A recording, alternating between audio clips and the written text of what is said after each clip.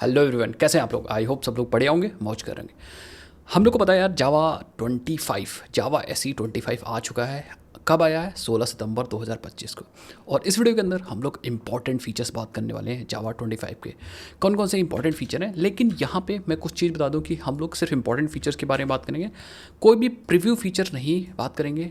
Preview मतलब वो अभी प्रीव्यू में है, अभी वो फाइनल नहीं हुआ है, तो इसलिए हम प्रीव्यू वाले फीचर की बात नहीं करेंगे। हम लोग सिर्फ इंपॉर्टेंट ऐसे फीचर बात करेंगे जो फाइनल डन हो चुके हैं, उसको प्रैक्टिकली इंप्लीमेंट करेंगे और आपको मैं दिखाऊंगा कि अब जावा कितनी आसान है। पहले यार सब लोग बोलते थे जावा में ये नहीं होता है, वो नहीं होता, पाइथन ऐसी है वैसी है, और जावा अब लर्निंग कर्व जावा का बहुत आसान होने वाला है। अब कोई बहुत आसानी से लर्न और सीख सकता है। पहले क्या होता था, हम लोग जब किसी को पढ़ाते थे, किसी को सिखाते थे, तो हमें मतलब थोड़ा सा खुद में मुश्किल होती थी कि कैसे भाई सिखाया जाए। पहले ही प्रोग्राम में पब्लिक स्टैटिक वॉइड मेन वगैरह आ जाता था, तो उसको समझाने में हमें बताना पड़ता था कि अभी आप ऐसे सीख लो, फिर बाद में ऐसे करना। तो अब काफ़ी चीज़ें यहाँ पे बदल चुकी हैं जावा 25 के अंदर। चलो भाई, एक करके जो इंपॉर्टेंट फीचर है उसको हम लोग सीखते हैं और प्रैक्टिकली इंप्लीमेंट करते हैं। चलो स्टार्ट करते हैं। आपको क्या करना है, बस चैनल को सब्सक्राइब करना, वीडियो को लाइक करना है, और ऐसी वीडियोज़ के लिए हमको बस फॉलोअप कर लीजिए। चलो यार, तो कहानी को स्टार्ट करते हैं। और उसके लिए मैंने क्या किया है, मैंने आपके लिए यहाँ पे एक लिख दिया है आर्टिकल। यस, ये आर्टिकल आपको हमारी वेबसाइट पे मिल जाएगी और इसका पूरा लिंक नीचे वीडियो के डिस्क्रिप्शन बॉक्स में मिल जाएगा, वहाँ से आप एक्सेस कर सकते हो। इसके अंदर जितने भी इंपॉर्टेंट फीचर है उसको मैंने डाल दिए हैं, इनको पढ़ के समझ लो और अब से इन्हीं फीचर्स को यूज़ करना। और मैं क्या करके आपको एक्सप्लेन भी करता हूँ। तो सबसे पहले मैं क्या करता हूँ, यहाँ पे हमारे पास इंटेलिजे आइडिया ओपन है। Yes, here is IntelliJ IDEA. और यहाँ पर अगर मैं आपको दिखाता हूँ तो यू विल सी हमारा जो जावा का वर्जन है दैट इज़ एक्चुअली एग्जीक्यूटिंग 25। आप देख सकते हो यहाँ पे 16/9/2025 जो बिल्ड है वो है, और इसको हम रन कर रहे हैं। एक बार आप चाहो तो फिर से देख सकते हो। Yes, I am running Java 25 version हम अपने इंटेलिजे के अंदर। अब ये जो वर्जन मैंने रन किया है वो रन किया with the help of Docker, और डॉकर की हेल्प से मैं यहाँ पे रन कर रहा हूँ। एक ऑफिशियल इमेज या एक इमेज को डाउनलोड करके एज अ कंटेनर रन कर दिया हूँ, और उसको मैं कमांड प्रॉम्प्ट से एक्सेस कर रहा हूँ, और उसी के अंदर मैं कोड को चला रहा हूँ। अगर आपको ये पूरा प्रोसेस जानना है कि भाई अपने सिस्टम के अंदर कोई भी सॉफ्टवेयर को बिना छेड़छाड़ किए हुए आप चाहते हो कि हम डॉकर की हेल्प से रन कर भी लें, टेस्ट भी कर लें, और चाहो तो उसको ऑफिशियली बाद में डाउनलोड कर लेना, थोड़ा देख लो भाई उसके बाद। तो कैसे करना है उसको आप कमेंट सेक्शन में लिख दिए यस डॉकर कमेंट कर दिए, डॉकर। बस मैं समझ जाऊंगा कि आपको वीडियो चाहिए, तो मैं स्टेप बाय स्टेप गाइड कर दूंगा कि कैसे आप चला के सीख सकते हो कोई भी सॉफ्टवेयर। चलो, सो हम अब क्या कर सकते हैं, हम यहाँ पे कोई फाइल बना सकते हैं। तो जैसे फॉर एग्जांपल मैं यहाँ पे एक फ़ाइल बनाता हूँ। लेट्स डू, फाइल का नाम दे देते हैं यहाँ पे demo.java हमारे पास यहाँ पे फाइल बन के रेडी है। अब हम क्या कर सकते हैं, इस फाइल को हम यहाँ से एक्सेस कर सकते हैं। अगर मैं आपको दिखाऊँ ls, तो यू विल सी हमारे पास demo.java, दैट मीन्स यहाँ से हम कंपाइल रन कर सकते हैं। यहाँ पे कोड लिखेंगे, यहाँ पे रन करेंगे, दैट्स इट, सिंपल। सो सबसे पहला फीचर है, जो सबसे इंपॉर्टेंट फीचर है वो, और मेरा फेवरेट होने वाला है, ठीक है, वो है instance main method. Yes, instance main method. तो यहाँ पे अगर मैं बताऊँ तो first one is a instance main method. अब हम लोग क्या कर सकते हैं, पहले हम लोग क्या करते थे, तमाम तरीके की चीज़ें करते थे, एंड हम लोग पब्लिक स्टैटिक वॉइड मेन लिख के एंड देन स्ट्रिंग आर्क्स लिख के एंड देन हम कुछ भी अपने प्रोग्राम को स्टार्ट करते थे। तो ये लिखना ही पड़ता था, ठीक है, कुछ भी करें तमाम तरीके की चीज़ें, बट स्टार्टिंग पॉइंट बनाने के लिए हमें ये वाला मेन मेथड रखना ही पड़ता था अपने प्रोग्राम के अंदर। तो जावा ने कहा भाई अब आपको ऐसा करने की ज़रूरत नहीं है, क्योंकि ये काफ़ी उन लोग के लिए प्रॉब्लम था जो जावा को स्टार्ट कर रहे थे, स्टार्ट मतलब सीखना स्टार्ट कर रहे थे। उनके लिए ये समझना इट्स लाइक इम्पॉसिबल कि भैया पब्लिक क्या है, फिर स्टैटिक क्यों लिख रहे हैं, फिर वाइड क्यों लिख रहे हैं, फिर मेन क्यों लिख रहे हैं। हालांकि जिसको पता है उसको पता है कि पब्लिक लिखना ज़रूरी है, स्टैटिक का मतलब क्या होता है, वाइड का मतलब क्या होता है, मेन का मतलब होता है। लेकिन जो पहली बार कोड को एग्जीक्यूट कर रहा है, जो पहली क्लास लिख रहा है, उसको ये पूरा प्रोसेस, पहले क्लास बनाना एंड देन उसके अंदर wide main, public static wide main लिखना, ये सारा प्रोसेस क्या होता था, थोड़ा सा कह सकते हो उसका लर्निंग कर्व ज़्यादा होता था, थोड़ा सा कॉम्प्लेक्स लगता था। आई होप आपको समझ में आ रहा होगा। सो जावा ने क्या किया, जावा ने लॉन्च कर दिया भाई कि अब आप बात करो किसकी, अब आप बात करो इंस्टेंस मेन मेथड की। अब आपको कुछ भी करने की ज़रूरत नहीं है, सिंपली आप लिखो अपना क्लास बनाओ, इवन क्लास बनाने की भी ज़रूरत नहीं, बट फिलहाल हम लोग बना लेते हैं। एंड उसके अंदर अब आप इंस्टेंस मेन मेथड बना सकते हो। Yes, here we go, and then हम ऐसा आउट कर सकते हैं, और दिस या लिख देते हैं वाओ दिस, या is it Java, wow is it Java, and simply हम रन करते हैं। तो अगर मैं लिखूँ जावा, सिंपली हमें कंपाइल करने की जरूरत नहीं, जैसे मैं रन करूँगा इस क्लास को ऑटोमेटिकली कंपाइल हो जाएगा। बेसिकली इस फाइल को रन करेंगे Java and then demo.java, you will see wow it is it Java. So आप देख सकते हो सिंपल हम अब main method as a instance method बना के रन कर सकते हैं। So this is a feature. अब इसमें बहुत सारी चीज़ें हैं, जैसे फॉर एग्जांपल और भी चीज़ें आप यहाँ पे देख सकते हो। इट्स लाइक क्या पता, चलो भाई मान लो वॉइड मेन बन गया, हमारा काम हो गया, कोई दिक्कत वाली बात नहीं। लेकिन कभी कभी क्या होता है कि आपके पास पब्लिक स्टैटिक वॉइड मेन भी होता है, वॉइड मेन भी होता है पहले वाला, ठीक है। And S out this is main, ये ओरिजिनल वाला मेन मेथड है, this is original main method, ये ओरिजिनल वाला मेन मेथड गाइस। सो अगर हमारे पास दो ओरिजिनल वाला भी है, सो आप देखोगे यहाँ पे यस स्टैटिक के पहले स्पेलिंग सही कर देते हैं, ठीक है। तो कभी भी आपके पास वो दोनों मेथड हो, ओरिजिनल वाले भी और ये इंस्टेंस मेथड भी हो, स्टैटिक मेन भी हो और इंस्टेंस मेन भी हो, सो आप देखोगे यहाँ पे, आप देखोगे यस आपका ओरिजिनल ही इसी के सबसे ज़्यादा प्रायोरिटी होती है। याद रखिएगा, प्रायोरिटी ऑलवेज ये पहले चलेगा, अगर आपके पास दोनों है तो ये फर्स्ट एग्जीक्यूट होगा, अगर ये नहीं होगा तब इंस्टेंस मेथड को एग्जीक्यूट किया जाएगा। So it is very important. और मैंने क्या किया है, मैंने इसको मेंशन भी कर दिया यहाँ पे, आप जाकर देख लेना, priority to the standard main. So the JVM first look for the traditional public static void main method which is a most common entry point. तो अगर आपके क्लास के अंदर ट्रेडिशनल मेन मेथड है तो हमेशा, या ट्रेडिशनल मतलब पहले वाला पब्लिक स्टैटिक वाला स्टैटिक मेन मेथड है, तो आपको प्रायोरिटी JVM हमेशा मेन मेथड की देगा, ट्रेडिशनल वाले की, पब्लिक स्टैटिक वाले की। But if fall back to the parameterless main if the standard main method not found, अगर स्टैंडर्ड मेन मेथड नहीं है, it checks for the public static void main. तो क्या पता आपके पास एक और मेथड हो ऐसा ना, okay. So it's like public static void main, और ये भी स्टैटिक मेथड तो है बट इसके पास पैरामीटर में स्ट्रिंग एरे नहीं है। सो इन दिस केस अगर आप देखो, okay, so I think compilation fail आ गया। It's like yes, it's like कि भैया आप देखो यहाँ पे प्रॉब्लम इसलिए हो गई क्योंकि यहाँ पे हम जब नाम एक रखते हैं मेथड का, सो इन दिस केस हमारे पास पैरामीटर्स सेम नहीं हो सकते, सेम नाम है तो दैट मीन्स ये ओवरलोडिंग कह सकते हो, एक ही नाम के दो method with the same parameter नहीं बना सकते। तो अगर हम इसको हटा देते हैं, सो आप देखोगे यस, देखो this is original main method. तो अगर आपके पास कभी पब्लिक स्टैटिक वॉइड मेन है एंड बिना पैरामीटर वाला मेन है तो हमेशा प्रायोरिटी में इसको मिलेगी। बट अगर हमारे पास इंस्टेंस मेथड भी है एंड इट्स लाइक कि हमारे पास ये चीज़ है, सिर्फ हमारे पास पब्लिक स्टैटिक वॉइड मेन तो है बट हमारे पास आर्गुमेंट्स नहीं है और हमारे पास इंस्टेंस मेथड है। सो आप देखोगे एवल से यहाँ पे आई थिंक यस एग्जैक्टली ये फिर एरर देगा कि हमारे पास ये जो मेन आपने लिखा है ये मेन ऑलरेडी आपने बना दिया, मतलब दो मेथड्स आप सेम नाम के नहीं रख सकते विद द सेम पैरामीटर। तो आपको समझने की ज़रूरत ये है कि भाई यस हमारे पास दो तरह के मेन बन सकते हैं। इट्स लाइक इस तरीके से, इस तरीके से, यस दो तरीके से मेन बन सकते हैं। और अगर कभी क्या होता है कि हमारे पास अगर दोनों मेन होते हैं तो ओरिजिनल चलेगा, but if the original and traditional main method नहीं मिलता है तो आपका फिर it's like instance method execute होगा। सो ये पूरा कॉन्सेप्ट है जो आपको समझना पड़ेगा। नाउ सेकंड अगर बात करें तो अब सेकंड फीचर इज़ लाइक और भी तगड़ा फीचर है। Second feature is like compact source files. अब हम बहुत तगड़े से सोर्स फाइल्स बना सकते हैं। कॉम्पैक्ट सोर्स फाइल का मतलब आप कोई ज़रूरी नहीं कि आप क्लासेस बनाओ, बिना क्लासेस के भी आपको कुछ सीखना है, कुछ टेस्टिंग करनी है, किसी को सिखाना है, कोई लॉजिक एग्जीक्यूट करना है, तो बार बार क्लासेस क्यों रिपीट कर रहे हो, जावा कहता है भाई क्यों रिपीट करो बार बार क्लासेस। अब उसको बनाने की ज़रूरत नहीं है। इन जावा 25 now you can write classes like you can write a standalone Java source files without the classes. There is no need of class. मैं दिखाता हूँ आपको। तो जावा कहता है कि यार जैसे फॉर एग्जांपल आपने यहाँ पे मेन मेथड लिखा इंस्टेंस मेथड, तो आपको क्लास बनाने की जरूरत है, बट अब आप इसको भी हटा दो, कोई दिक्कत नहीं, जस्ट रिमूव दिस ऑल्सो, तब भी कोई दिक्कत नहीं होगी, रन होगा। यस हम इस फाइल को रन करेंगे और it's like run this file, you will see the output. तो यहाँ पे ये भी फीचर बहुत तगड़ा गया कि अगर आपको जैसे मान लो आपको यहाँ पे कुछ लूप चलाना है एक्सेल के 5 तक का, तो आप यहाँ पे एक फाइल बना लो simple, it's like loop.java and directly main method बनाओ और लेट्स स्टार्ट डूइंग। आप यहाँ पे लूप लगा दो and let's start printing like hello world, और आप देखोगे आप डायरेक्टली अगर जावा से loop.java को रन करोगे, विल सी आपका लूप चल रहा है। कोई जरूरी नहीं भाई इस लॉजिक के लिए आपको क्यों क्लास बनाना। आई थिंक आपको समझ में आएगा मैं क्या कह रहा हूँ। सो अब हम लोग क्या कर सकते हैं, अब हम लोग बिना क्लास के भी मेन मेथड बना के काम कर सकते हैं। अब अगर हम क्लास नहीं बना रहे सो लेकिन इंटरनली क्लास बनाया जा रहा होगा, इंटरनली क्लास बनाया जा रहा होगा, ये चीज़ याद रखिएगा भाई। Internally there will be a class, hidden classes होगी, अननेम्ड एंड हिडन क्लासेस होगी, बट होगी।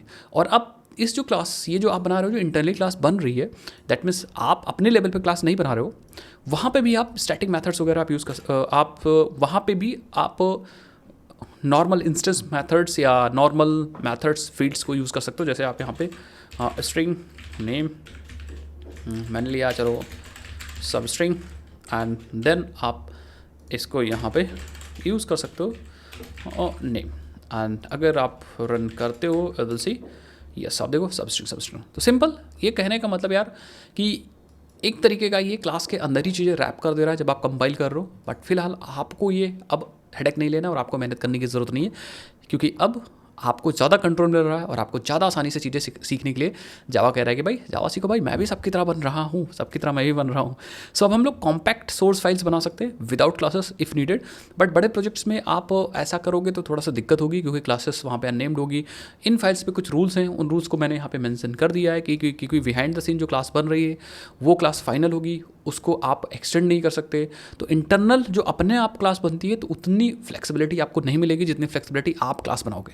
दैट मीन्स जो क्लास आप यहाँ पे क्लास डेमो बना के करोगे वो काम जो इंटरनल क्लास बन रही है वो काम नहीं करेगी। सो आपको आना चाहिए, बट हाँ दोनों आना चाहिए। आप ज़रूरत पड़ने ये भी कर लो, और अगर किसी को सिखाना है, खुद भी कुछ टेस्ट करना है, आपको कुछ भी करना है, लॉजिक लिखना है, छोटा कोड है, तो आप डायरेक्टली वर्ड में लिख करके और अपना काम करो फटाफट, कोई भी दिक्कत वाली बात नहीं है। तो इसके कुछ रूल्स हैं, मैंने यहाँ पे मेंशन कर दिया, just go through this article यहाँ पे एंड आपको सारी चीज़ मिल जाएंगी। जैसे एक बार मैं बता देता हूँ, द क्लास जो क्लास ऑटोमेटिकली बनेगी वो फाइनल होगी, आप उसको एक्सटेंड नहीं कर पाओगे। इसके पास ऑटोमेटिक एक डिफ़ॉल्ट कंस्ट्रक्टर होना चाहिए जो कोई भी आर्गुमेंट ना ले रहा हो, क्योंकि तभी तो इंटरनली वो ऑब्जेक्ट क्रिएट करेगा उस क्लास का और इंस्टेंस मेथड कॉल करेगा। क्योंकि जावा का रूल है ना भाई, कोई भी इंस्टेंस मेथड जो यहाँ पे आपने मेन लिखा है ये इंस्टेंस मेथड है और बिना क्लास के ऑब्जेक्ट के कॉल कर नहीं पाएगा। सो इसीलिए एक डिफ़ॉल्ट कंस्ट्रक्टर होना ही होना चाहिए जो कि प्राइवेट नहीं होना चाहिए। अगर प्राइवेट होगा तो उसको नहीं कॉल कर पाओगे, ठीक है। So this is very important. You can add you can use this keyword inside the file to refer the current object simply, क्योंकि यार बस आपको क्लास दिख नहीं रहा है, क्लास है, इसका मतलब यार आप दिस भी यूज़ कर सकते हो, ठीक है, अपने रेफरेंसेस को, अपने करंट रेफरेंस को एक्सेस करने के लिए, एंड उसके थ्रू आप करंट इंस्टेंस के वेरिएबल्स मेथड्स आप एक्सेस कर सकते हो। उसके बाद the class name is generated by the compiler, it is not for okay. So ये ऑटोमेटिक क्लास जनरेट होती है। You must have a launchable main method if does not compile time error. एक यहाँ पे रूल ये कहता है कि अगर आप कोई फाइल बना रहे हो तो आप कोई ऐसी फाइल बना रहे हो जिसके अंदर आप क्लास नहीं लिख रहे हो। जैसे मैं यहाँ पे दिखाता हूँ, let's create one file, it's like demo2.java, और आप यहाँ पे मेन मेथड लिखने वाले थे, मेन मेथड आप यहाँ पे लिखने वाले थे, परफेक्ट, हेलो वर्ल्ड। लेकिन आपके दिमाग में आ गया कि ये काम करते हैं, ये मेन मेथड नहीं लिखते हैं। अब ये जो मेन मेथड होता है उसको लॉन्चेबल मेथड बोलते हैं, जहाँ से आपका प्रोग्राम लॉन्च होता है। तो वो लॉन्चेबल मेथड नहीं है। अब ये मेन मेथड पब्लिक स्टैटिक वाला भी हो सकता था, ये मेन मेथड हमारा वॉइड मेन भी हो सकता है, वो मेन मेथड नहीं, और आपने यहाँ पे कोई और मेथड लिख दिया, पब्लिक वॉइड डिस्प्ले। आपने सोचा यार कि एक काम करते हैं, जावा ने हमें ये फैसिलिटी तो दी ही है कि हम क्या बना सके, हम बिना क्लास के कोई मेथड लिख सकते हैं, और यहाँ आपने लिख दिया, ठीक है, hello world this is display. So ये इंपॉर्टेंट है कि जब भी आप कॉम्पैक्ट सोर्स फाइल यूज़ कर रहे हो without classes, so in case में आपके पास एक लॉन्चेबल मेथड होना चाहिए। लॉन्चेबल मेथड मतलब अगर आप ऐसा करोगे सो आप देखोगे कंपाइलर आपको ये देखा, सो आप ये बोल रहा है compact source file does not have a main method in the form of void main और वॉइड मेन स्ट्रिंग आर्क्स। इसका मतलब है जब भी आप कॉम्पैक्ट सोर्स फाइल यूज़ कर रहे हो विदाउट क्लासेस, सो आपके पास एक मेथड 101% होना चाहिए, अदरवाइज कंपाइलर आपके प्रोग्राम को कंपाइल होने नहीं देगा। So it is very important, जो कि मैंने यहाँ पे मेंशन कर दिया है। आई होप आपको समझ में आ गया। नाउ अब बात करते हैं तीसरे फीचर की, जो कि और भी तगड़ा फीचर है, और इसको हम समझते हैं। कॉम्पैक्ट सोर्स फाइल आप समझ गए कि हम अब अगर हमें कुछ भी चलाना है, टेस्ट करना है, कुछ कोड लिखना है, तो हम वॉइड मेन को बिना क्लास के अंदर भी लिख सकते हैं फाइल के अंदर।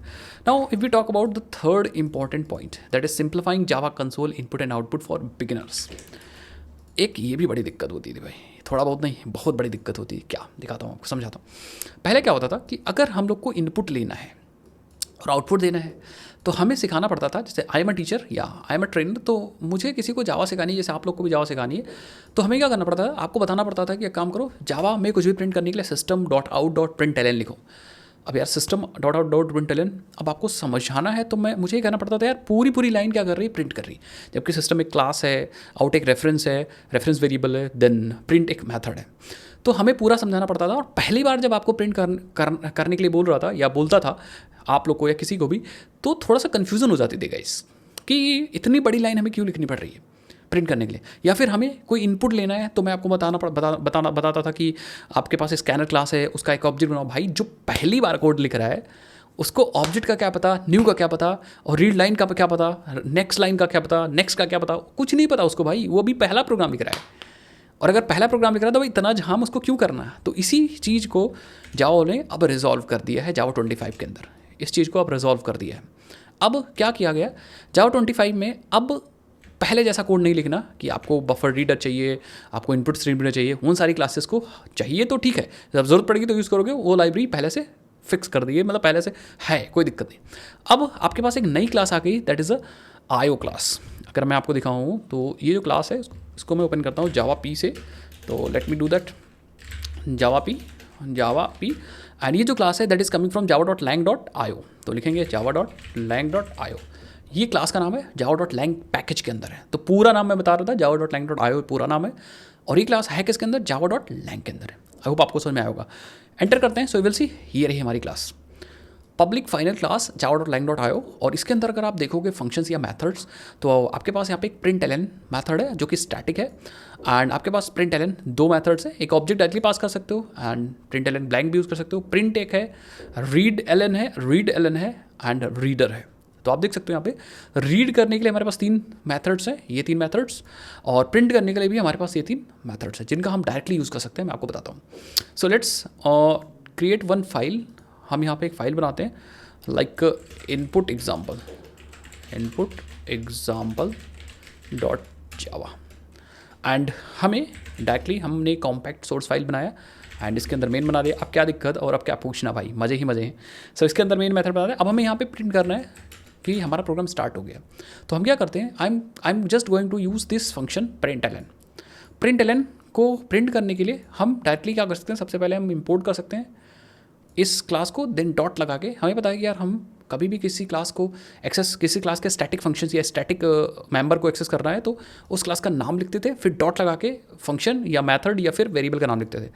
तो हम क्या कर सकते हैं, io.println यूज़ कर सकते हैं। और इंटरेस्टिंग बात है कि java.lang आपको इंपोर्ट करने की ज़रूरत भी नहीं है, ठीक है। आप डायरेक्टली आई यूज़ कर सकते हो क्योंकि java.lang ऑटोमेटिक इंपोर्टेड होता है, आपको पता है। सो यहाँ पे आप डायरेक्टली लिख सकते हो io.println, और यहाँ पे हम लिख सकते हैं ओके, हाय हाउ आर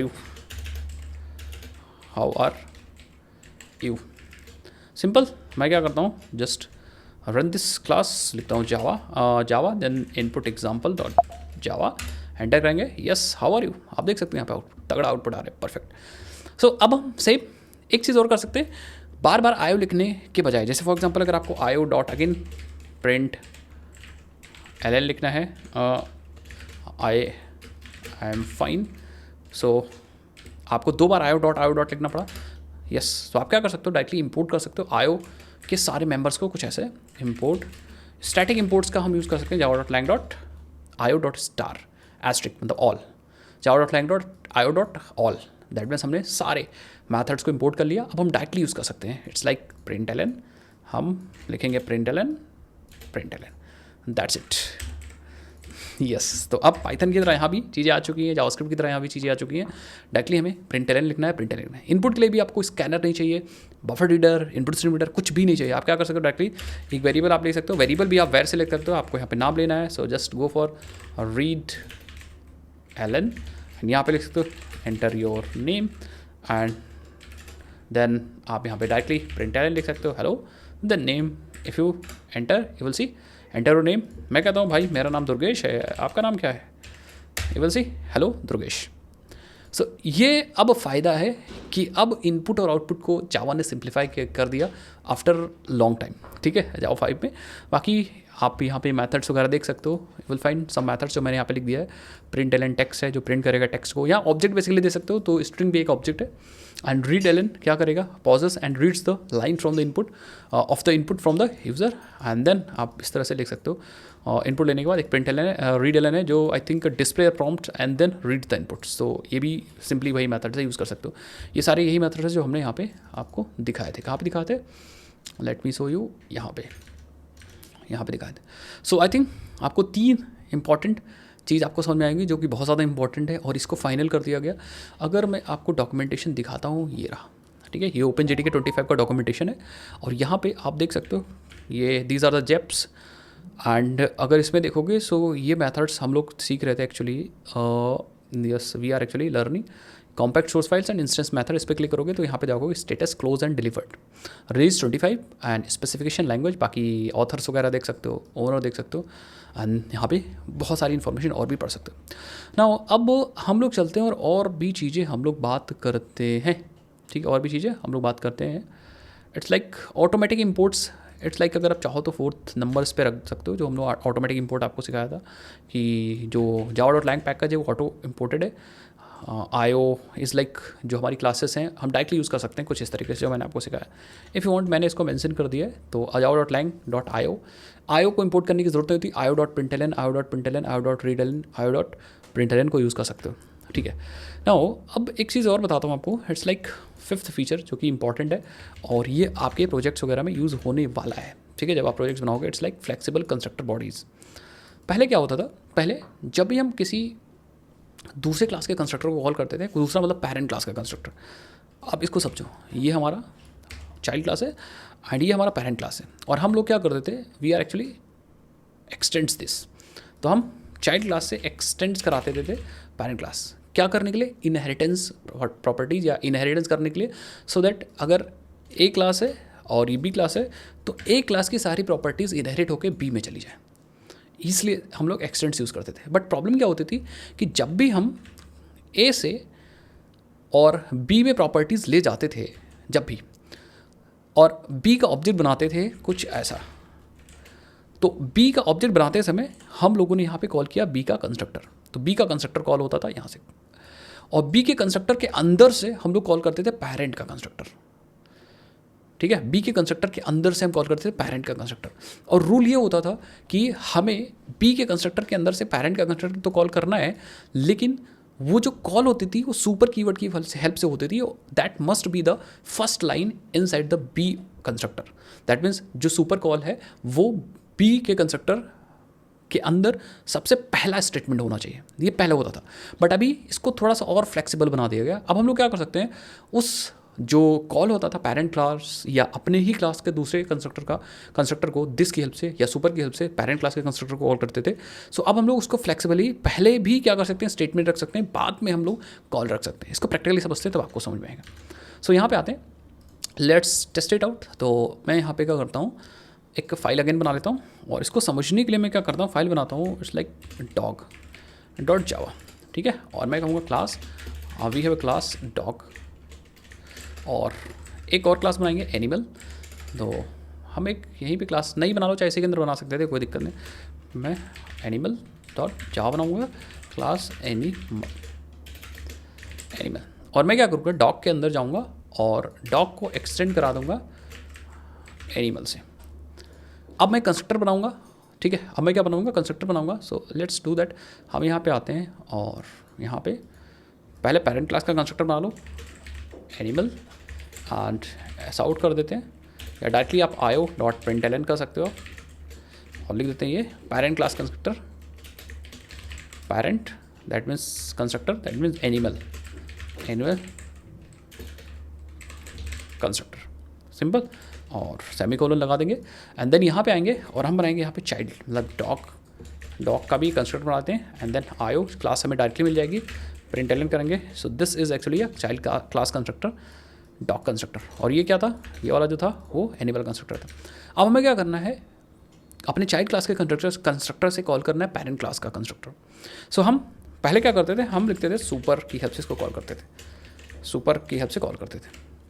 और पहले क्या होता था, ये रूल होता था कि सुपर टॉप पे ही होना चाहिए, आप कोई भी काम ऊपर नहीं कर सकते हो। अगर कोई अर्जेंट भी है कि हम इनिशिएशन वगैरह कर लें तब पेरेंट का कंस्ट्रक्ट कॉल करें, तो ऐसा नहीं कर सकते थे। ये रूल था, this must be the first line. पता नहीं कितने बैचेस हम लोगों ने पढ़ा दिए सेम रूल से। बट अब क्या है कि अब आप इसको नीचे भी रख सकते हो। आप पहले इनिशिएशन वगैरह का कोड लिख दो और बाद में अपने पेरेंट को कॉल कर दो, पेरेंट को जो डेटा चाहिए कंस्ट्रक्टर के थ्रू पेरेंट को पहुंचा दो।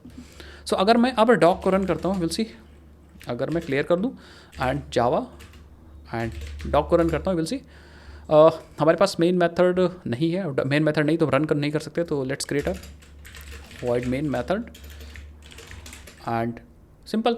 फिलहाल हम देखते हैं एरर आती कि नहीं। सो आप देखोगे यस, तो ऑटोमेटिकली इस void main मेथड को कॉल कर लिया गया ऑटोमेटिकली, ये मेन मेथड कॉल हो गया। सो मैं क्या करता हूँ अपना ओरिजिनल वाला मेन मेथड लिखता हूँ, ठीक है। रिकमेंडेड ये है कि जो आपका इंस्टेंस मेथड है वो कॉम्पैक्ट सोर्स फाइल के अंदर रहेगा तो बेटर रहेगा, ठीक है। अदरवाइज अपने आप से ऑब्जेक्ट देखो कॉल हो जा रहा है, मैंने कॉल नहीं लिखा था तब भी यहाँ पे, ठीक है। सो मैं जब भी नॉर्मल क्लास बना रहा हूँ तो मैं यहाँ पे यूज़ करूँगा स्टैटिक void main, अपना public static void main string args and then simply मैं रन करूँगा। ये सी हमारा मेन मेथड चलेगा बट इसके अंदर कुछ है नहीं। तो मैं अब क्या करता हूँ, न्यू डॉक अपने चाइल्ड क्लास का कंस्ट्रक्टर बनाता हूँ और जैसे चाइल्ड क्लास का कंस्ट्रक्टर बनाऊंगा और फिर से रन करूँगा, यू विल सी देखो सबसे पहले child class constructor dog constructor आया, देन पेरेंट क्लास कंस्ट्रक्टर आया। इसका मतलब सबसे पहले ये वाला कंस्ट्रक्टर कॉल हुआ, इसने अपना काम किया है, दैट मीन्स अपना लॉजिक, अपना इनिशियलाइजेशन एवरीथिंग, और उसके बाद पेरेंट क्लास का कंस्ट्रक्टर कॉल हुआ, दैट मीन्स एनिमल क्लास के अंदर जो रखा था आपने तब कॉल हुआ। ऐसा पहले नहीं होता था, अभी ये जावा 25 में किया गया। सो अब जावा 25 में क्या कर दिया गया, it allow constructor bodies to have a statement before calling super call करने से पहले भी हम स्टेटमेंट रख सकते हैं। वो स्टेटमेंट हमारे करंट क्लास के मेंबर्स को इनिशियलाइज कर सकते हैं। बट एक दो चीज़ और यहाँ पे एक दो चीज़ और है कि आप सुपर कॉल करने से पहले, ठीक है, सुपर कॉल करने से पहले statement before the super call को, अच्छा जो सुपर कॉल से पहले वाले स्टेटमेंट हैं उनको हम लोग बोलते हैं प्रोलॉग स्टेटमेंट्स, और जो सुपर कॉल के बाद वाले स्टेटमेंट हैं हम यहाँ पे बाद में स्टेटमेंट लिख सकते हैं, ऐसा नहीं, मैं यहाँ पे लिखाता हूँ println this is after calling parent. So अगर अब आप देखोगे so will see yes this is after calling parent. तो सुपर कॉल के बाद वाले statements that are epilogue, and जो पहले वाले हैं उनको हम लोग बोलते हैं prologue statements. In every parts prologue you can not use this और एनी इंस्टेंस मेथड। तो प्रोलॉग मतलब इससे पहले आप दिस वगैरह नहीं यूज़ कर सकते हो। अगर if you want to print io.println, अगर यहाँ पे दिस प्रिंट करने की कोशिश करोगे, लेट्स सी चेक करते हैं, यस आप देखो cannot reference this before super type constructor that is called this, ठीक है। तो आप ये कुछ रूल्स हैं, रूल्स हमेशा हर चीज़ में होते हैं। तो दिस को आप नहीं रेफर कर सकते, दिस को आप नहीं यूज़ कर सकते सुपर से पहले, मतलब प्रोलॉग स्टेटमेंट्स में आप दिस का यूज़ नहीं कर सकते, बट ये सिंपल दिस इसको आप एपिलॉग में यूज़ कर सकते हो। इसको अगर हम नीचे कॉल करें सो आप देखोगे बहुत आसानी से आपका दिस यूज़ होगा, आया समझ में। सो ये कुछ रिस्ट्रिक्शंस हैं, कुछ रूल्स हैं, उनको मैंने डाल दिया, उसको आप देख लीजिएगा, ठीक है। आई थिंक आपको ये चीज़ भी समझ में आया। अब अगर बात करें द नेक्स्ट फीचर जो कि प्रोग्रामिंग लेवल पे यूज़ हो सकता है, सो मैं 6th फीचर की बात करने जा रहा हूँ यहाँ पे। 6th वन इज़ लाइक, पहले क्या होता था कि अगर हम मॉड्यूलर सिस्टम की बात करें, अगर आपने शायद सीखा हो जावा 9 में, जावा 10 में, जावा 9 में आ गया था, तो मॉड्यूलर सिस्टम में हमने क्या किया था, अपनी कोड को पूरे जावा को JDK को पूरा मॉड्यूलराइज कर दिया था। मतलब जैसे फॉर एग्जांपल जो कॉमन चीज़ें हैं वो जावा.बेस मॉड्यूल के अंदर चली गई थी, देन हमारे पास SQL से रिलेटेड जावा.SQL के अंदर चीज़ें चली गई थी, ऐसे करके हमने मॉड्यूल्स बना दिए थे। सो अब हमें क्या करना पड़ता था, हर एक मॉड्यूल से कुछ ना कुछ पैकेजेस एक्सपोर्ट किए जाते थे, ठीक है। हर एक मॉड्यूल से कुछ ना कुछ पैकेजेस एक्सपोर्ट किए जाते थे, और हमें अगर अपने मॉड्यूल के अंदर उन पैकेजेस को यूज़ करना, जैसे हम यहाँ कोड कर रहे हैं और इन SQL मॉड्यूल के पैकेजेस को यूज़ करना पड़ता था, तो हमें मैन्युअली हर एक पैकेज को इंपोर्ट करना पड़ता था। Suppose this SQL module is importing या एक्सपोर्टिंग 5 पैकेजेस, और हर एक पैकेज को हमें यूज़ करना है, तो हमें क्या करना पड़ेगा, we have to manually import all 5 packages, हमें वो सारे पैकेजेस को इंपोर्ट करने पड़ेंगे, 5 पैकेजेस को मैनुअली। बट अब ऐसा नहीं है, जावा 25 कहता है कि नाउ हम लोग अब क्या कर सकते हैं, मॉड्यूल को डायरेक्टली इंपोर्ट कर सकते हैं, और एक बार मॉड्यूल इंपोर्ट हो गया तो हम उसके क्लासेस वगैरह को यूज़ कर सकते हैं। Let's do that. मैं यहाँ पे आता हूँ, मैं आपको बस टेस्टिंग के लिए एग्जांपल दिखा रहा हूँ, मॉड्यूल एग्जांपल एक बना लेता हूँ। हालांकि हमारा ये मॉड्यूलर एप्लीकेशन नहीं, बट फिर भी कोई दिक्कत नहीं, बस एक रेफरेंस के लिए बता दे रहा हूँ, क्योंकि ये नॉर्मल हम फाइल्स बना के काम कर रहे हैं, ये मॉड्यूलर एप्लीकेशन नहीं है पे। सो हम लोग क्या कर सकते हैं, जैसे फॉर एग्जांपल अगर हमारे पास यहाँ पे कोई क्लास है, क्लास मॉड्यूलर एग्जांपल, एंड इस क्लास के अंदर लेट्स अज्यूम हमारे पास या कुछ वेरिएबल्स प्रिंट करने हैं। तो जैसे फॉर एग्जांपल अगर हमें चाहिए फाइल्स पैकेज के सारी क्लासेस या यूटिल पैकेज की सारी क्लासेस, तो हमें यहाँ पे इंपोर्ट java.util.star ये पैकेज पहले इंपोर्ट करना पड़ेगा। फिर हमें SQL पैकेज चाहिए, तो हमें इंपोर्ट java.util.sql करना पड़ेगा। सारे पैकेजेस को मैन्युअली इंपोर्ट करने पड़ेंगे, ठीक है, before this version, before Java 25। Preview की बात नहीं कर रहा हूँ मैं, फाइनल वर्जन की बात कर रहा हूँ, ठीक है ना। अब हमें क्या करना है, अब हम इन क्लासेस को यहाँ पे यूज़ कर सकते हैं, बट इन जावा 25 अब हम क्या कर सकते हैं directly, in order to use module packages, module के सारे पैकेजेस हम यूज़ कर सकते हैं इंपोर्ट मॉड्यूल एंड देन अपना मॉड्यूल डाल सकते हैं java.base।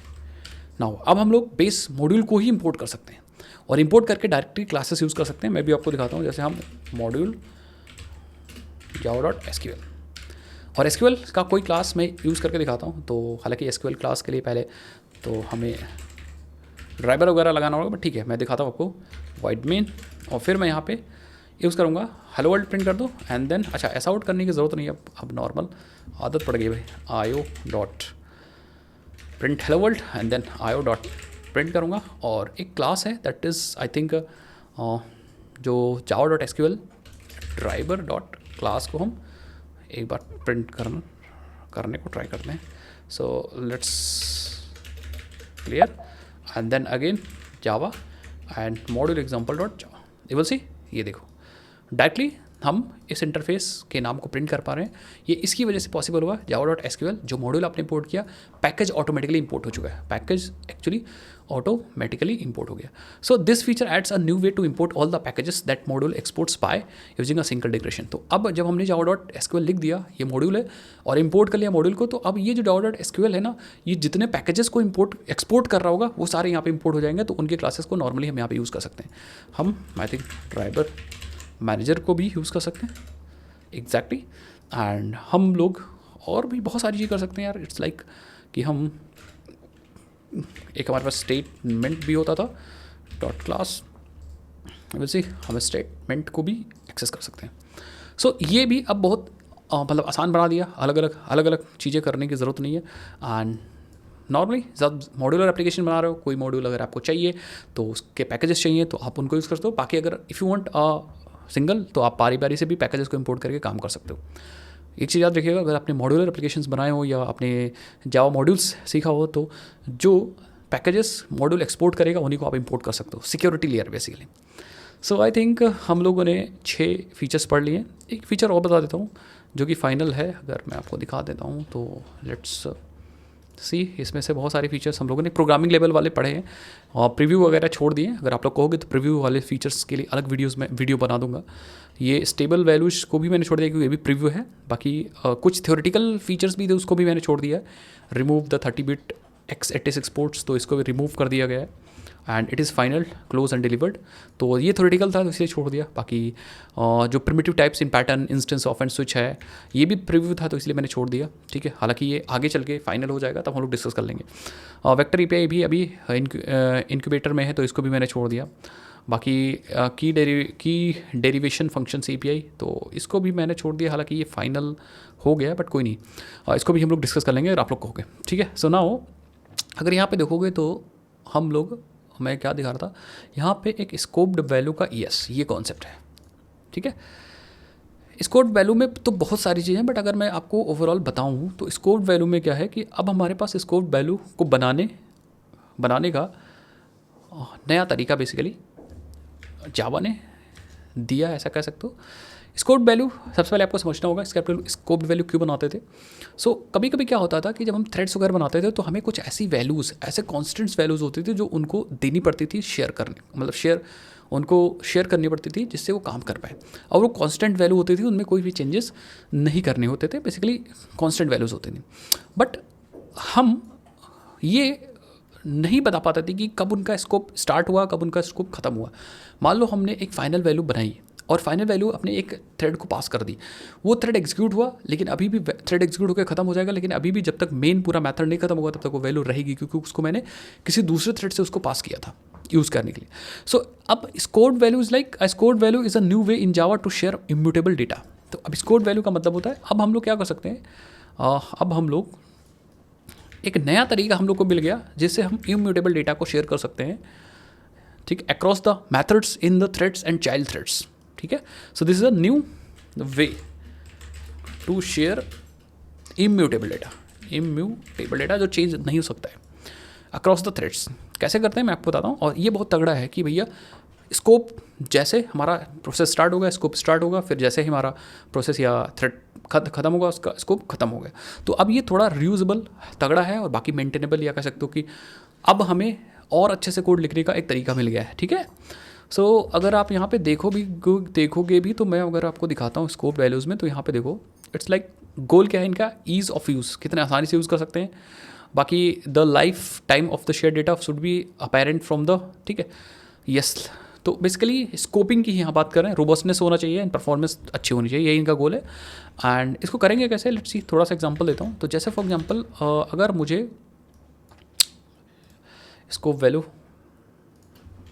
पहले एक स्कोप एग्जाम्पल नाम से क्लास बना लेते हैं, ठीक है, और यहाँ पे वॉइड मेन एक मेथड बना लेते हैं, स्कोप मेन मेथड। अब हमें यहाँ पे एक वैल्यू बनानी है जो कि इम्यूटेबल हो, और वो मुझे एक थ्रेड को शेयर कर रही है, ठीक है।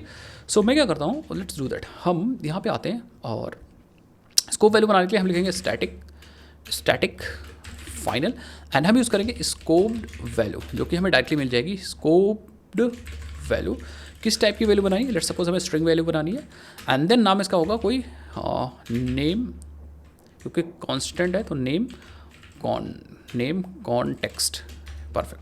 और इसको बनाने के लिए हम यूज़ करेंगे scoped value dot new instance. अभी ये इंटेलिजेंट सजेशंस क्यों नहीं दे रहा है, बताऊंगा बाद में, उसका एक अलग रहस्य है, ठीक है।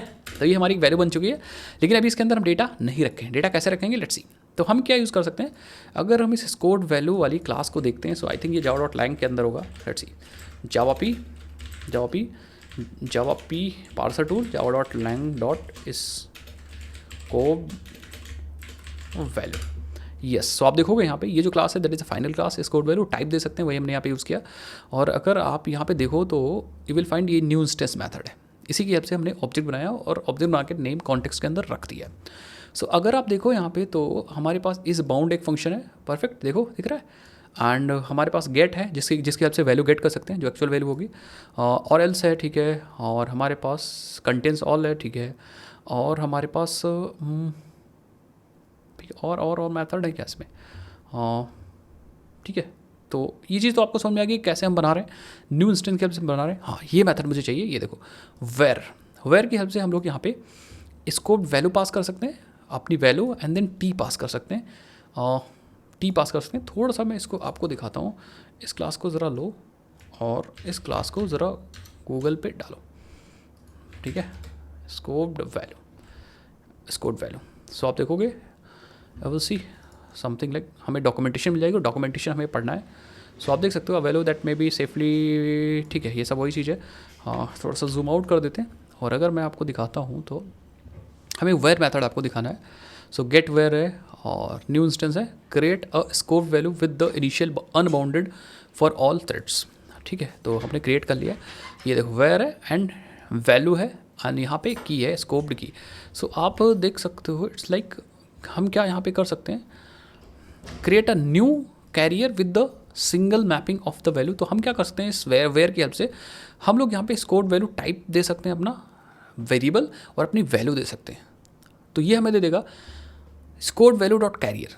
कहने का मतलब है कि हम अपना जो टाइप है कुछ ऐसा, लेट्स सी मैं आपको दिखाता हूँ। तो मैं कॉल करूँगा, पहले तो वेयर यूज़ करने के लिए हमें इंपोर्ट करना पड़ेगा, क्योंकि ये जो मेथड है where it's like a static method. तो इसको इंपोर्ट करने के लिए हम क्या करेंगे, इंपोर्ट कर लेते हैं स्टैटिक, हाँ, या फिर डायरेक्टली आप यूज़ कर सकते हो इसको, ऐसे यूज़ कर लो ना, स्कोप्ड वैल्यू डॉट वेयर, और हम अपना कॉन्टेक्स्ट दे देंगे नेम, ये वही, या अपनी एक्चुअली वेरिएबल दे देंगे, देन एक्चुअल वैल्यू देंगे कि एक्चुअली हमें इस वेरिएबल के अंदर क्या वैल्यू रखनी है। तो जैसे फॉर एग्जांपल हमें रखना है सबस्ट्रिंग टेक्नोलॉजीज।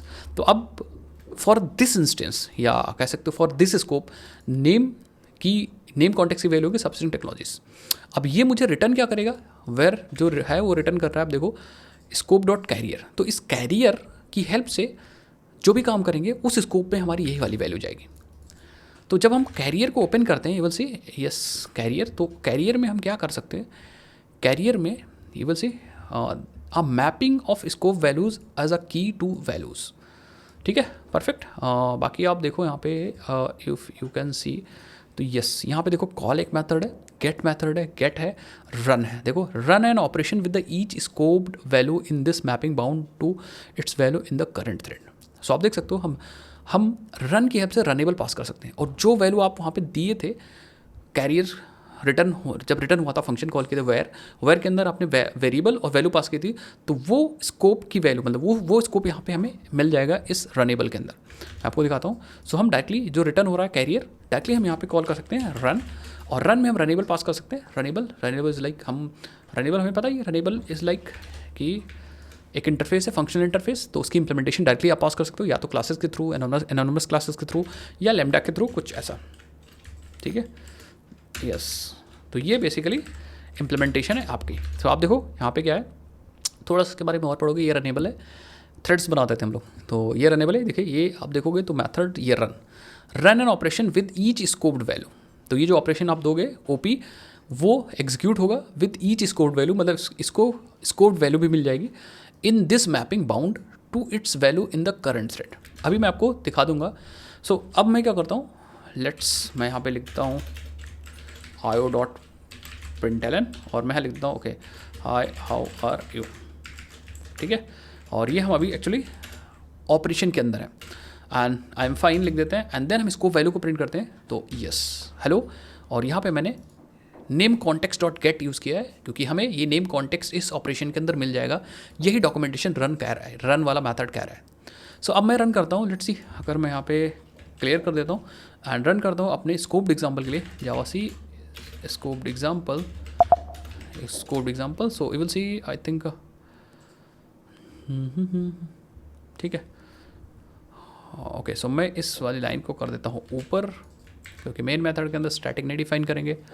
और ये क्या कह रहा है, एक बार और चलाते हैं फिर पता चलेगा। ठीक है, सो आप देखोगे, यस देखो how are you, I am fine, sufficient technologies. So I think आपको समझ में आ गया। उसके बाद एक दो चीज़ और करूँगा मैं, यहाँ पे io.println करता हूँ, और इसके लिए मैं थ्रेड का नाम बेसिकली प्रिंट करने वाला हूँ कि ये कौन सा थ्रेड है। तो thread dot current thread dot gate name, यहाँ भी प्रिंट करूँगा और यहाँ भी प्रिंट करूँगा। सो लेट्स सी, प्रिंट कर दिया और फिर मैं रन करूँगा। बस मुझे ये देखना है कि दोनों अलग अलग थ्रेड हैं कि नहीं। सो आप देखोगे, यस आप देखो ये मेन है, एंड अगर जाओगे यहाँ पे जाओगे तो ये भी मेन है। दैट मीन्स ये बात कर रहा है करंट थ्रेड की, ये चीज़ याद रखिएगा। यहाँ पे भी ये चीज़ लिखी हुई है, run operations with the each scope value in this mapping bound to its value in the current thread. ऐसे नहीं, बाकी आप और भी यूज़ कर सकते हो, आप और भी जैसे आप गेट कर सकते थे, कॉल कर सकते थे। ठीक है, सो इसको डॉक्यूमेंटेशन पढ़ के इसको और बेहतरीन तरीके से यूज़ कर सकते हो। एक एग्जांपल मैं आपको और दे सकता हूँ। यहाँ पे मैंने अपने वेबसाइट पे दे रखा है, इसको मैं आपको दिखाता हूँ आपको। सो यहाँ पे देखो थोड़ा सा एग्जांपल, लॉगर का एग्जांपल है। यू विल फाइंड, थोड़ा सा और जूम कर लो, थोड़ा सा ऊपर चलो, ये रहा एग्जांपल। ठीक है, सो आप देखो लॉगर एग्जांपल है, इसमें हमने एक रिक्वेस्ट आईडी बनाई है। इसको आप ऐसा समझो कि हमारा वेब सर्वर है और वो रिक्वेस्ट सर्व कर रहा है, और हर एक रिक्वेस्ट सर्व में एक रिक्वेस्ट आईडी हम बना रहे हैं। ठीक है, ये देखो हैंडल रिक्वेस्ट, और हैंडल रिक्वेस्ट कुछ काम कर रहा है, अभी देखते हैं। सबसे पहले मैंने जैसे हमारा मेन मेथड चलेगा, हैंडल रिक्वेस्ट चलेगा, और ये है रिक्वेस्ट आईडी। अभी रिक्वेस्ट आईडी गई, तो रिक्वेस्ट आईडी कहाँ गई, हैंडल रिक्वेस्ट के अंदर। तो हमने क्या किया, वेयर कॉल किया, इस रिक्वेस्ट आईडी एक कॉन्टेक्स्ट बेसिकली बना रखा है ऊपर, ये देखो कॉन्टेक्स्ट लाइक स्कोप्ड वैल्यू का वेरिएबल बना रखा है। वेरिएबल के अंदर मैंने अपनी आईडी डाल दी और रन कॉल कर दिया, और हमने रन के अंदर से प्रोसेस कॉल किया, एंड प्रोसेस क्या कर रहा है, इट विल प्रोसेस थिंग्स। तो जैसे ये लॉक कर रहा है, लॉक करने के बाद सेव टू डीबी कर रहा है, और लॉक के अंदर देखो आपने क्या यूज़ किया है, अपना वही स्कोप्ड वैल्यू यूज़ कर रखा है। दैट मीन्स यहाँ पर रिक्वेस्ट आईडी यूज़ होगी जो हमने पास की है। तो सिंपल हमने दूसरे के लिए भी यही काम किया, रिक्वेस्ट 202, ये दूसरी आईडी मैंने यहाँ पास की। तो अब देखो ये आईडी मैंने रिक्वेस्ट आईडी के अंदर पास की। अब क्या होगा, स्कोप्ड वैल्यू मीन्स कि हमने वो वैल्यू पास नहीं की है लॉक के अंदर, हमने लॉक के अंदर सिर्फ मैसेज पास किया है। स्कोप्ड वैल्यू का यही मतलब है कि हम कोई कांस्टेंट वैल्यू या इम्यूटेबल वैल्यू पास कर सकते हैं स्कोप के अंदर। तो आप देखो यहाँ पे हमने हैंडल रिक्वेस्ट के अंदर से देखो रिक्वेस्ट आईडी, ये वेरिएबल था और आईडी पास तो की है यहाँ पे, दैट मीन्स अटैच कर दिया इस वेरिएबल के अंदर ये वाली आईडी फॉर दिस स्कोप। और जो प्रोसेस हमने यहाँ पास किया, इस प्रोसेस से देखो हमने ये आईडी पास ही नहीं की है, लेकिन फिर भी हम ये आईडी यहाँ पे एक्सेस कर पा रहे हैं। ये देखो रिक्वेस्ट आईडी डॉट गेट की हेल्प से। सो अब दोनों के लिए अलग अलग लॉक कॉल हो रहा है, और देखो दोनों के लिए बिना हमने लॉग में पैरामीटर में आईडी पास किए हुए यहाँ पे आईडी एक्सेस कर लिया। यही है स्कोड वैल्यू का खेल। सो इसको देखिएगा एक बार और अच्छे से समझ में आ जाएगा आपको। और इसका थ्रेडिंग में भी यूज़ होता है, उसको मैं बताऊंगा किसी नेक्स्ट वीडियोज़ के अंदर अगर आप लोग कमेंट करोगे। सो इस वीडियो का एम रखते हैं 1000 लाइक, फटाफट लाइक करिए। और अगर आपको एडवांस वीडियोस चाहिए तो बताइए, बाकी जो थियोरेटिकल कॉन्सेप्ट्स हैं उनको भी बताइए। और मैं तो रिकमेंड करूँगा कि आप ज़रूर से ये वाला पहले तो आर्टिकल आप एक्सेस करिए, क्योंकि इसमें हमने काफ़ी इंटरेस्टिंग चीज़ें डाल दी हैं। जो इंपॉर्टेंट है फिलहाल मैंने डाल दिया है, और ज़्यादा खिचड़ी नहीं पकाया है। देख सकते हो 7 फीचर्स मैंने डाल दिए हैं। बाकी अगर आपको फीचर्स चाहिए तो मैं रेफरेंस लिंक डाल दूँगा, आपको रेफरेंस लिंक आपको मिल जाएगा। एंड आप क्या कर सकते हो यहाँ पे, आप यूज़ दिस डॉक्यूमेंटेशन। आप इस डॉक्यूमेंटेशन को रेफर करिए चीज़ों को पढ़ने के लिए यहाँ पे, ठीक है। और आप धीरे धीरे जैसे जैसे प्रैक्टिस करोगे आप समझ जाओगे। तो मैं इसका लिंक भी डाल दूंगा, एंड अपने आर्टिकल का लिंक भी नीचे वीडियो के डिस्क्रिप्शन बॉक्स में डाल दूंगा, वहाँ से जाकर एक्सेस कर सकते हो। चलो भाई, मिलते हैं नेक्स्ट वीडियोज़ के अंदर। तब तक के लिए जय हिंद, जय भारत, बाय बाय। और हाँ यार, वीडियो अच्छी लगी तो आप कहाँ से हो अपना नाम कमेंट करना मत भूलिएगा। बाय बाय, जय हिंद, जय भारत।